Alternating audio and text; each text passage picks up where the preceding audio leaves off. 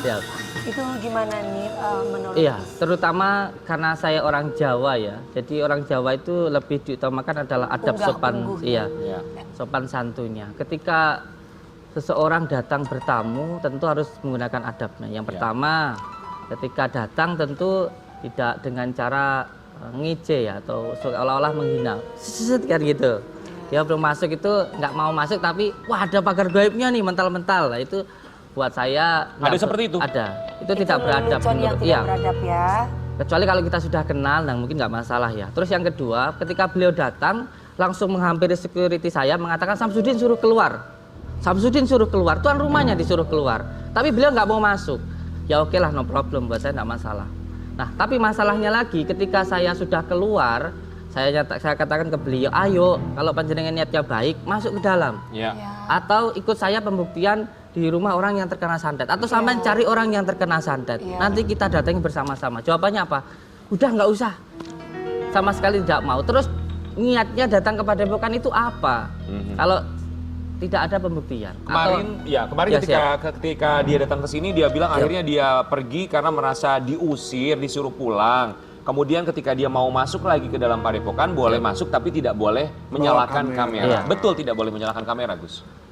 Kita ini semuanya tentu mempunyai privasi ya. Ketika seseorang masuk ke dalam rumah orang tanpa izin langsung merekam-rekam, kan itu suatu hal yang tidak beradab. Tentu seperti itu.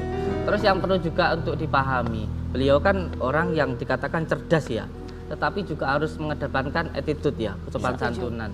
Coba kalau semuanya beliau masuk, salam, terus saya mau masuk ke dalam, melihat secara langsung, terus bertanya kepada saya, terus kita lakukan yuk ikut sama saya pembersihan atau rukyah rumah, tentu akan lebih sangat baik sekali. Kalau menurut saya ini semuanya bukan niat untuk pembuktian, bukan. Karena saya sudah coba untuk nelpon beliau, saya coba udah bertemu langsung dengan beliau. Tujuannya hanya sekedar untuk konten. Untuk konten. Kita mau lihat juga ini ada konten dari seorang pesulap merah yang kabarnya sempat ditolak masuk oleh Gus Samsudin. Kita kasih lihat boleh ya Gus ya. Kenapa Gus tertawa melihat tayangan tadi? Iya dong. Kenapa Gus? Iya, songong menurut saya. Songong. Menurut saya pribadi. Siapa yang songong, yang merah atau yang kacamata tuh? Ya dilihat sendiri lah. Memang benar kalau kita balik lagi. Gini loh guys. Kalau bagus yang pengacara yang ngadepinnya, kalau yang ngadepinnya Kak Dewi habis juga. Kalau yang ngadepinnya gua kan bilang gini, lu bilang penasaran, lu punya adab nggak? Lu punya akhlak nggak? Lu masuk ke rumah orang cuma karena penasaran tujuan. Coblos Dewi Podcast. Coblos. Maaf Gus, ada waktu 5 menit buat rukiah dia nggak? Kalau beliau jangan dirukyah. Dia apa disayang? Kasih rupiah. Kasih rupiah. Betul. Enggak, ini bagus ini adalah kasih sayang. Baru kali ini loh, laki-laki loh. Laki-laki yang mengatakan itu loh kepada Dewi Persik loh. Itu kasih sayang seorang laki-laki kepada seorang perempuan. Karena ini yang seperti dianjurkan oleh baginda Rasulullah, bahwa lelaki yang paling baik itu yang paling baik dengan istrinya. Nah itu dia. Gus kita balik lagi ya Gus. Lelaki yang paling baik dengan istrinya. Gus kita balik lagi.